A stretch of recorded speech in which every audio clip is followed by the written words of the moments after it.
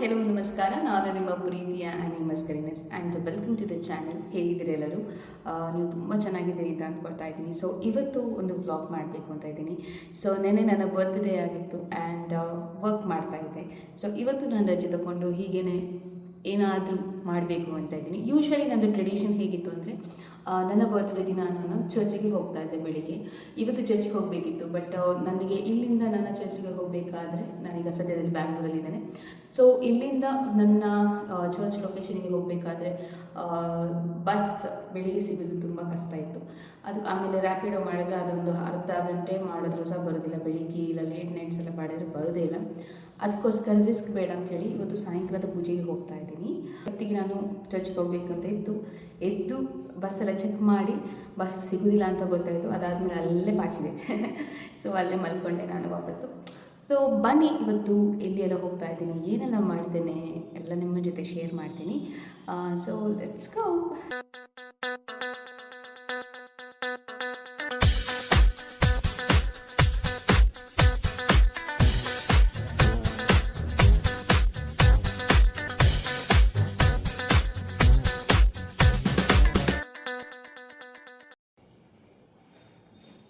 ಈ ಡ್ರೆಸ್ ನಾನು ಅಮೆಝಾನಿಂದ ತೊಗೊಂಡೆ ಆಯಿತಾ. ಪಿಕ್ಚರಲ್ಲಿ ಹೀಗೆ ಇತ್ತು, ಬಟ್ ನನಗೆ ಅದು ಇಷ್ಟ ಆಗಲಿಲ್ಲ. ಅದಕ್ಕೋಸ್ಕರ ನಾನು ಹೀಗೆ ಕಟ್ತಾ ಇದ್ದೀನಿ. ಸೊ ಈ ಡ್ರೆಸ್ ತುಂಬ ಚೆನ್ನಾಗುಂಟು, ಬಜೆಟ್ ಫ್ರೆಂಡ್ಲಿ ಆ್ಯಂಡ್ ನನಗಂತೂ ಇಷ್ಟ ಆಯಿತು. ಬಟ್ ಇದು ಯಾಕೆ ಎಕ್ಸ್ಟ್ರಾ ಕೊಟ್ಟಿದ್ದಾರೆ ಅಂತ ಗೊತ್ತಿಲ್ಲ ಆಯಿತಾ. I have to do something ನಾವ್.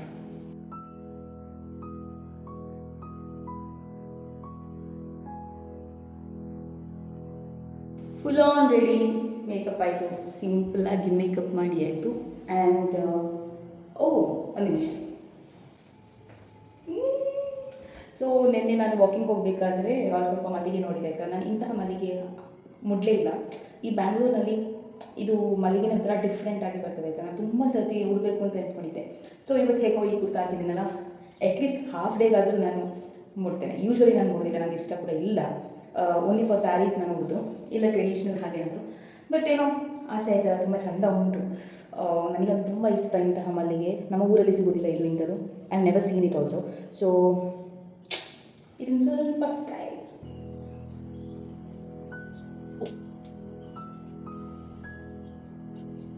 ಓಕೆ, ರೆಡಿ ನೋಡಿ. ಸ್ವಲ್ಪ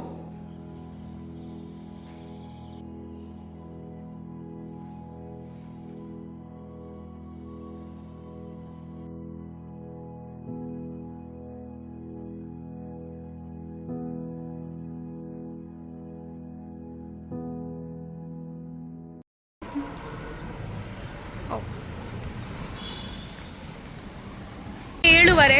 ಸೊ ನಾನೀಗ ಬಸ್ ಸ್ಟಾಪಿಗೆ ಹೋಗ್ತಾ ಇದ್ದೇನೆ, ಸ್ವಲ್ಪ ದೂರ ಅಷ್ಟೇ. ಆ್ಯಂಡ್ ಫಸ್ಟ್ ಸ್ಟಾಪ್ ನಮ್ಮದು ಬ್ರೇಕ್ಫಾಸ್ಟಿಗೆ. ಬನ್ನಿ, ಸ್ಪೆಷಲ್ ಬ್ರೇಕ್ಫಾಸ್ಟ್ ಕಡೆ ತೊಗೊಂಡೋಗ್ತೀನಿ. So finally 1 hour bus travel ಮಾಡ್ತಾ ಈಗ ರೀಚ್ ಆಗ್ತಾ ಇದ್ದೇನೆ ಫಸ್ಟ್ ಡೆಸ್ಟಿನೇಷನಿಗೆ. ಮಲ್ಲೇಶ್ವರಮಲ್ಲಿ ಇರುವಂತಹ CTR ಅಂದರೆ ಸೆಂಟ್ರಲ್ ಟಿಫಿನ್ ರೂಮ್ ಹೋಟೆಲಿಗೆ ಹೋದೆ. ಸೊ ಇಲ್ಲಿ ಅಂತ ಅಂದರೆ ತುಂಬ ಅಂದರೆ ಕ್ಯೂ ಇದ್ಬಿಟ್ಟು ಹೋಗಬೇಕಾಗ್ತದೆ ಅಂತಹ ಹೋಟೆಲ್ ಇದು. ಆ್ಯಂಡ್ ನಾನಿಲ್ಲಿ ಬಟರ್ ಮಸಾಲೆ ದೋಸೆ ಮತ್ತು ವಡೆ ಕೂಡ ಟೇಸ್ಟ್ ಮಾಡಿದೆ, ತುಂಬ ಚೆಂದ ಇತ್ತು. ಬಟರ್ ಮಸಾಲೆ ದೋಸೆ ನಂಗೆ ಅಷ್ಟೊಂದು ಇಷ್ಟ ಆಗಲಿಲ್ಲ, ತುಂಬ ಅಂದರೆ ತುಂಬ ಬಟರ್ ಮತ್ತು ಗೀ ಥರ ಇತ್ತು, ಅದಕ್ಕೆ ನಂಗೆ ಅಷ್ಟೊಂದು ಇಷ್ಟ ಆಗಲಿಲ್ಲ. ಆದರೆ ವಡೆ ಅಂತೂ ಬ್ಯಾಂಗ್ಳೂರಿನಲ್ಲಿ ಈ ಪ್ಲೇಸಲ್ಲಿ ಮಾತ್ರ ನನಗೆ ಇಷ್ಟ ಆಯಿತು. ಸದ್ಯಕ್ಕೆ ಬೇರೆ ಯಾವುದೇ ಲೊಕೇಶನಲ್ಲಿ ವಡೆ ಥರನೇ ಇರೋದಿಲ್ಲ. ಫಸ್ಟ್ ಆಯಿತು, ನೆಕ್ಸ್ಟ್ ಎಲ್ಲಿಗೆ ಹೋಗೋದು ಅಂತಲೇ ಗೊತ್ತಿಲ್ಲ ಆಯಿತಾ. ನನ್ನ ಪ್ಲ್ಯಾನ್ ಇದ್ದದ್ದು ಮಾಲಿಗೆ ಹೋಗಿ ತಿರುಗಬೇಕು ಅಂತ, ಬಟ್ ಮಾಲೇ ಓಪನ್ ಆಗಲಿಲ್ಲ. ಸೊ ನೆಕ್ಸ್ಟ್ ನೋಡುವ ಎಲ್ಲಿಗೆ ಹೋಗೋದು ಅಂತ.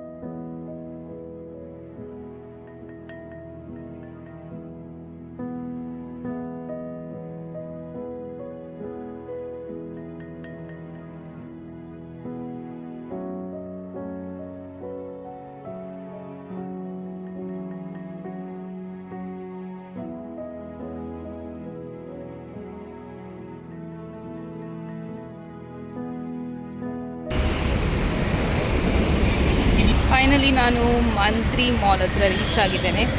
ಒಂದು ಮೂವಿಗೆ ಹೋಗಬೇಕು ಅಂತ ಇದ್ದೇನೆ, ನೋಡಬೇಕು ಯಾವ ಮೂವಿ ಅವೈಲೇಬಲ್ ಇದೆ ಅಂತ. ಕಾಂತಾರಕ್ಕೆ ಹೋಗಲಿಕ್ಕೆ ತುಂಬ ಮನಸ್ಸಿತ್ತು, ಬಟ್ ಟಿಕೆಟ್ ಫುಲ್ ತೋರಿಸ್ತಿತ್ತಾ. ಸೊ ಇಲ್ಲಿ ಆನ್ ಸ್ಪಾಟ್ ಯಾವ ಟಿಕೆಟ್ ಸಿಗುತ್ತೆ, ಯಾವ ಮೂವಿ ಇದೆ ನೋಡ್ಕೊಂಡು ಹೋಗೋಣ ಅಂತ ಡಿಸೈಡ್ ಮಾಡಿದ್ದೆ. ಇಲ್ಲಿ ಬಿಡ್ತಾ ಇಲ್ಲ ಅವರು, ಯಾಕಂದರೆ ಮಾಲ್ ಓಪನ್ ಆಗೋದೆ 11 o'clock-ಗೆ, 10:30 ಸಮಥಿಂಗ್. ಈಗ ಆಲ್ರೆಡಿ ಇನ್ನೂ 10 ಆಗಲಿಲ್ಲ. ಹಾಗೆ ಈಗ ನಾನು ವಾಪಸ್ ಹೋಗ್ತಾ ಇದ್ದೇನೆ. ಮಲ್ಲೇಶ್ವರಂ ಶಾಪಿಂಗ್ ಪಾಯಿಂಟ್ ಅಂತ ಒಂದುಂಟು, ಸೊ ಅಲ್ಲಿಗೆ ಹೋಗ್ತಾ ಇದ್ದೇನೆ. ನೋಡಬೇಕು, ಇಲ್ಲಿಂದ ಒಂದು 15 minutes ವಾಕ್ ಉಂಟು. ವಾಕ್ ಚೆಂದ ಆಗ್ತದೆ.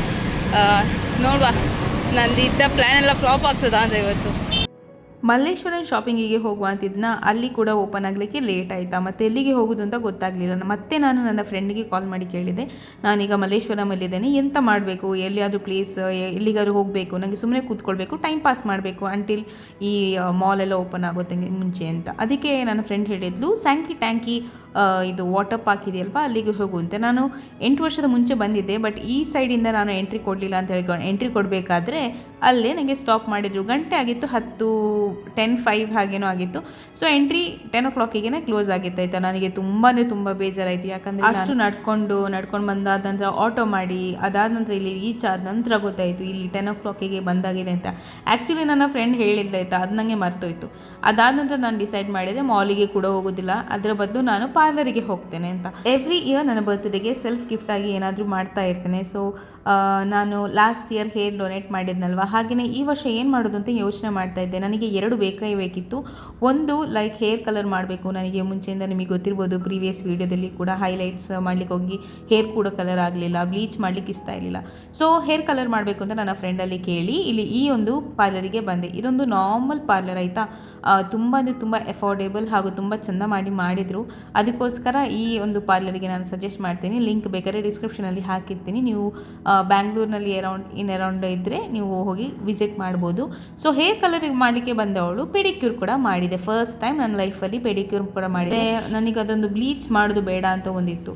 ಹಾಗೆ ನನ್ನ ಫ್ರೆಂಡ್ ಈ ಒಂದು ಪಾರ್ಲರಿಗೆ ರೆಗ್ಯುಲರ್ ಆಗಿ ಬರ್ತಾ ಇದ್ಲು, ಲೈಕ್ ಹೇರ್ ಕಲರಿಗೆಲ್ಲ. ಅದಕ್ಕೋಸ್ಕರ ಅವಳು ನನಗೆ ಸಜೆಸ್ಟ್ ಮಾಡಿದ್ಲು, ಇಲ್ಲೇ ಬಾ, ಇಲ್ಲಿ ತುಂಬ ಚೆಂದ ಮತ್ತು ಎಫೋರ್ಡೆಬಲ್ ಪ್ರೈಸಿಗೆ ಮಾಡ್ತಾರೆ ಅಂತ.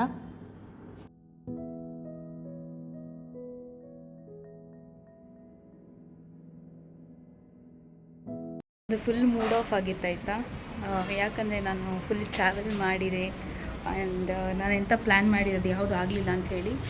ಈಗ ಫೈನಲಿ ನಾನು ಹೇರ್ ಕಲರ್ ಮಾಡಿದ ನಂತರ, ಹೇರ್ ಕಲರ್ ಪ್ಲಸ್ ನಾನು ಪೆಡಿಕ್ಯೂರ್ ಎಲ್ಲ ಮಾಡಿದ ನಂತರ ಫುಲ್ ಮೂಡ್ ಚೇಂಜ್ ಆಯಿತು. ಇದಕ್ಕೆ ಹೇಳ್ತಾರೆ ಆಗಿರಬೇಕು, ಲೈಕ್ ಸೆಲ್ಫ್ಗೆ ತುಂಬ ಇಂಪಾರ್ಟೆಂಟು, ಹುಡುಗಿರಿಗಂತೂ ತುಂಬ ಖುಷಿಯಾಗುತ್ತೆ ಅಂತ.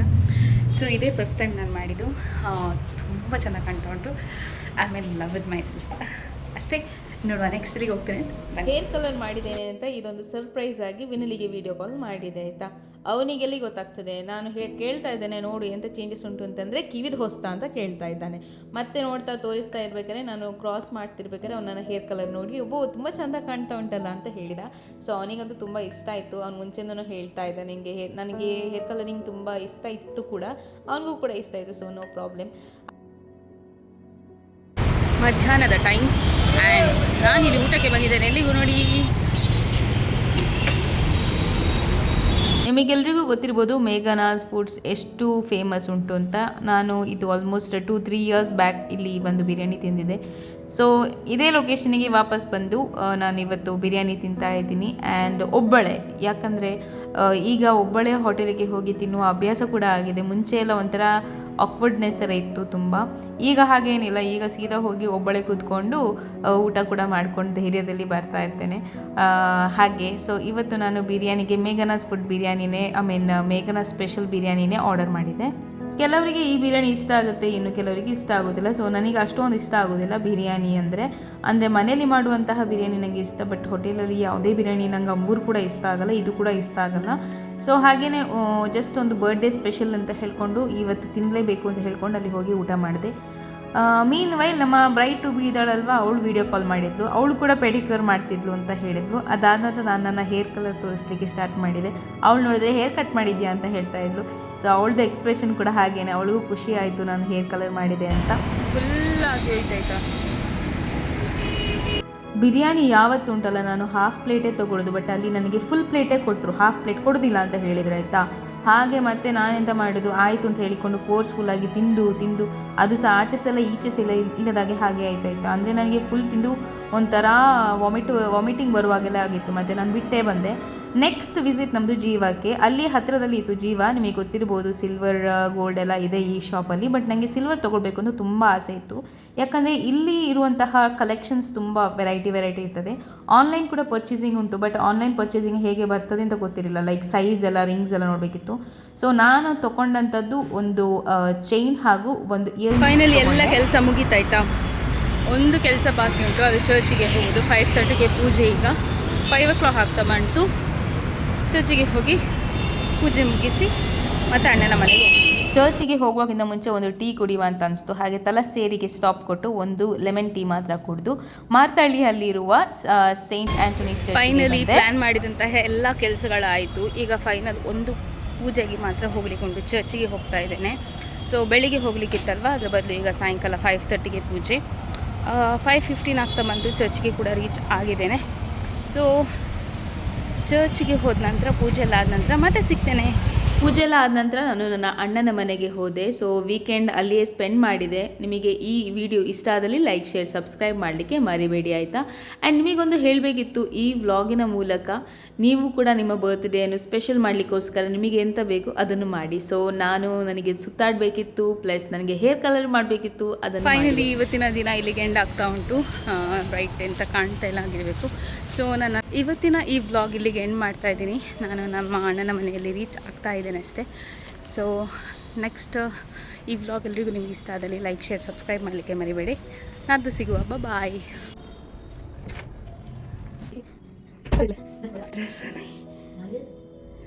स्ट्रिक्स केले सुविधा सुविधा काही केले